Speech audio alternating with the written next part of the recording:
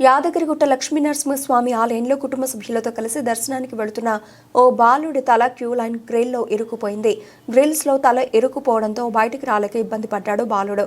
దీంతో అక్కడే ఉన్న తోటి భక్తులు గమనించి గ్రిల్లో ఇరుక్కున్న బాలుడిని తలను జాగ్రత్తగా బయటకు తీశారు. హైదరాబాద్ బోడుపల్లికి చెందిన కుటుంబం యాదగిరిగుట్ట లక్ష్మీనరసింహస్వామి దర్శనానికి తూర్పు గోపురం వద్ద ఉన్న ప్రత్యేక దర్శనం క్యూ లైన్లో వెళుతున్న సమయంలో ఘటన చోటు చేసుకుంది.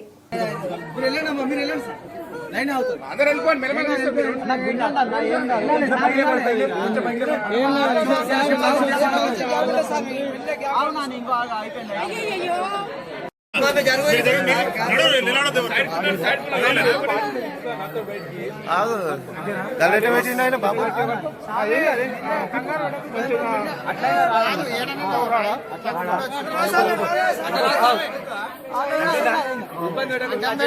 కింద పెట్టిండు ఆయన ఇక్కడ పెట్టిండు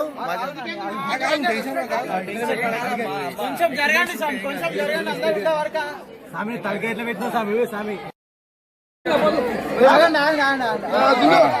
రైట్ సార్